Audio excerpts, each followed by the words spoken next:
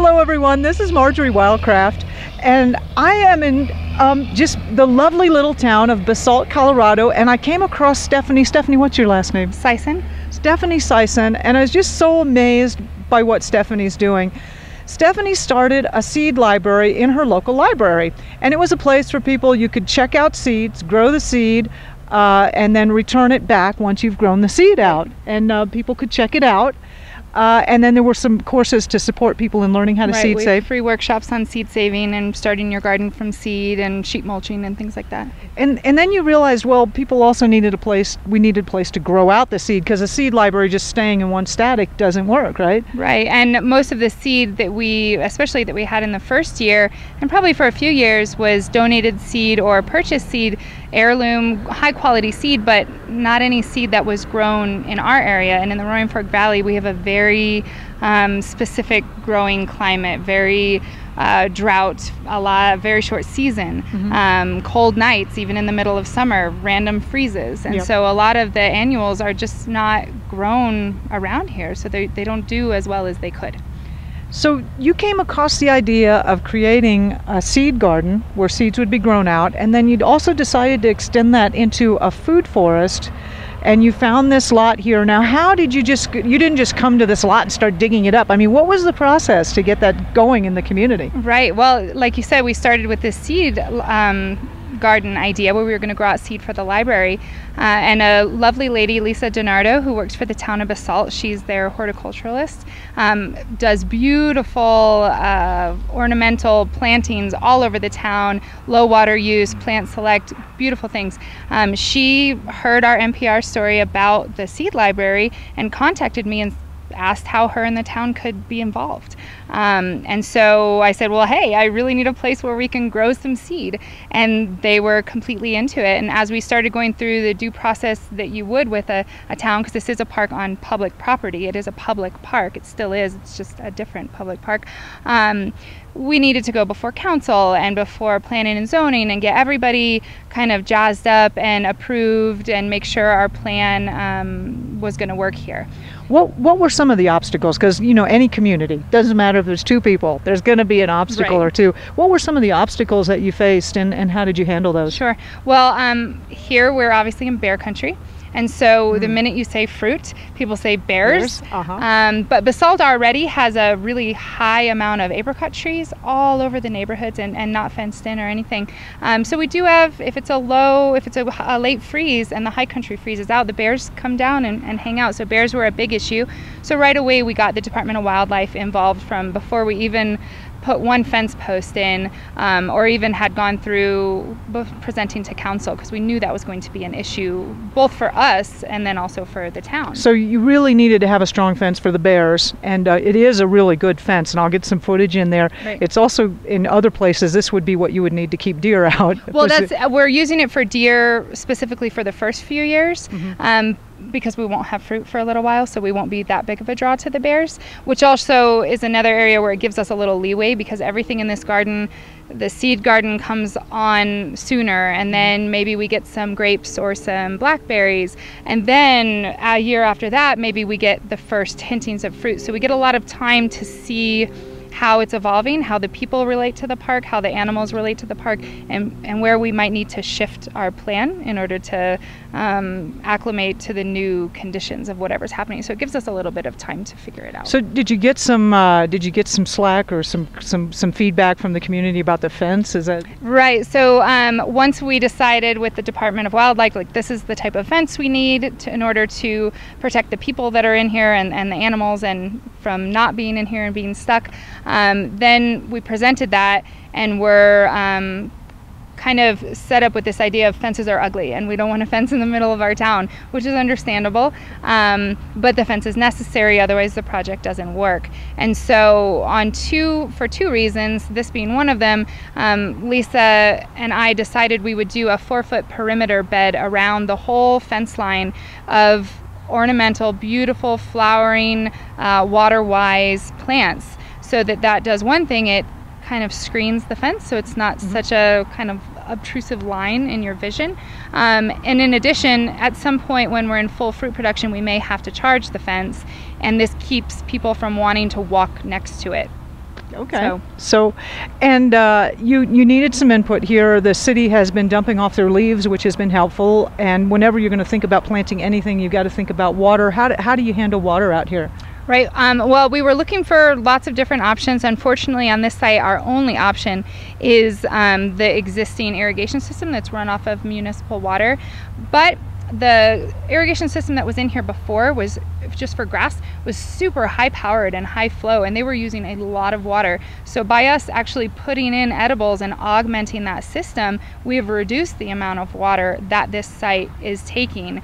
Plus we've increased the variety of things that are useful and wonderful for us to use. Hopefully in the future we can look at some remediation of street water or something like that. We're looking into the options. But possible curb cutting, which is a technique that's been used. Exactly. Yeah. So we don't know, that's still something we're going to have to work out with the town, and that might be a slow process to get that going. That to come along. But curb cutting, it would be the ideal if we curb cut, harvest the street water, run it through like a nice wetland area, and either create a pond or just irrigate the perennials with it. Something like that would add a lot of diversity to this site. Right. Water usage is so important everywhere. Right. And we do have the perennials are all planted in a modified irrigation basin. I don't know if anyone's seen that, but it's a way that you build the soil so it almost looks like it's even with the ground, but it's so much looser and it has so much more carbon that it's actually lower than the ground grade wise. And so any water that is used, either sprinkled or rain that falls here, runs off the paths and into the beds. So we're trying to make the best use of the water we do have. Creating a sponge type effect. Exactly. Yeah. And so you've had a lot of the community involved in not only the planning of this and figuring out what species are going to go in here, and trying to make these really low maintenance species, because maintenance of ongoing food forests and food gardens is always an issue, but also having people help dig and plant it all. Is that right? Right, absolutely. So we've had a couple big planting days where we've had 30-40 people out helping to plant the plants and helping to give their opinion on where the plants need to live, so that there's some ownership within the community. It's not Stephanie and Lisa's project in the town of Basalt. It's something that we're helping guide for the town. It's a public park that's 24-hour access for everyone to enjoy and use, and hopefully more and more. So we really want the community participation so that there's long-term ownership, so that if the gate's left open and a neighbor walks by, they're like, oh, let me close the gate, to my garden, because it is all of our garden. It's not just one person. And what kind of species do you have growing here? I know the focus is mostly on food and then also the seed-saving gardens. What species do you have coming in? Right, so in the mainly perennial permaculture food forest, we've got apples, pears, grapes, cherries, currants, gooseberries, all of your understory. We have horseradish and lovage and comfrey, valerian and feverfew, lots of medicinal herbs. I'm an herbalist and I really, really like medicinal herbs for many uses. Beauty, diversity as far as your insect life. They really bring a lot of beneficial insects into the environment, plus they're useful. So hopefully in time, I teach herb workshops at the library too about the herbs that grow here and how you use them. So hopefully we can encourage people to come in and harvest the comfrey and use it in their salve at home. As medicine. Exactly. Yeah. And of course the fruit would be available for people to eat. Right, and the fruit is just anyone can have it when it's ripe. Hopefully they're walking through and we'll pick it. Also, on the same line as the seed-saving garden, which we're growing varietals that grow well here, and we're trying to increase their regional adaptation. So any of the perennial trees that grow well here, hopefully that can be another resource of genetic material for the valley. So if someone wants a grape that they know grows well here, perhaps they already know how, or we can have a workshop on taking cuttings from vines and how you start them yourself, so they can then use these 7 grapes that we have as genetic material to grow grapes at their house. Wow, so this really is a local food resource for growing, for everything from perennials down to annuals to medicinal and food, and you've gotten the whole community involved. This is just a really inspiring and incredible story.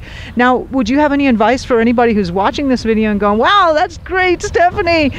How do I get started? What would you recommend? Well, if you're going to do a public project, the first step is getting someone on the town or city council or within their establishment as a partner. So just like with the library project, with the seed library, the more partners we can bring in, the better situated we are to go forward with any project. Everybody brings different skills. And so by having someone there on the inside of the town council, you get a little ear as to what the concerns might be, maybe before they've come up, but really sitting down and thinking about your project and where it's at, and looking at it instead of we like to look at all the ways it's going to be great, which is awesome, that's why we're doing it, but look at it the opposite way. What are all the potential problems that someone could bring up about this project, and then figure out a plan to address those.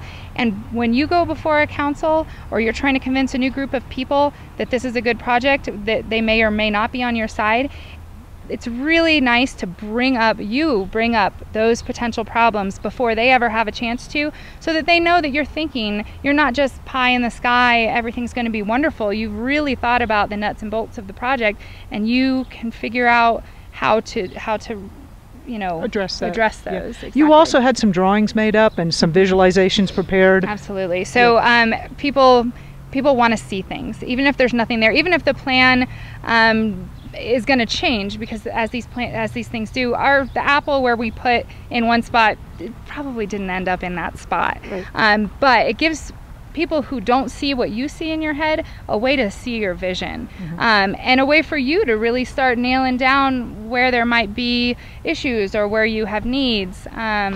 So really getting it down on paper so that other people can see what you're seeing. And you had a story about one particular woman who was just really like, no, dead set against this. You want to tell people a little bit about it? Sure. We had someone who was within the town that just was not into this project at all, and every couple days I'd hear a little something about some negativity, and so my advice to Lisa is just, let's get her in a room and let's hash this out, let's talk about it. And by the end of the conversation, I had her shaking her head like, yeah, okay, you guys have thought about all the things that could be a problem here. And she ended up on our big planting day, she was right here, one of the only town members planting right there with us. So it was really fantastic. She was so excited about it, with a shovel in hand, planting edibles in this park. She's gone from being one of your biggest adversities to one of our biggest supporters. One of your biggest supporters. Wow. Stephanie, is there a website or anywhere information people can contact to find more out? Sure. Well, there's some on the Town of Basalt website, but then we also have a Facebook page, which is the Basalt Food Garden on Facebook. Nice. Yeah. Thank you so much for your time. My pleasure. Well, thank you for coming out. I really hope this inspires you. There are food forests going in all across America, and this is just a lovely example of it here. Thanks so much. Stephanie's just really a community leader. Yeah, if anyone has questions and they want to contact me, and if they have some issues with their garden and want a voice or anything, awesome. I'm available. All right, y'all, this is Marjorie Wildcraft, and I'll catch you on another video.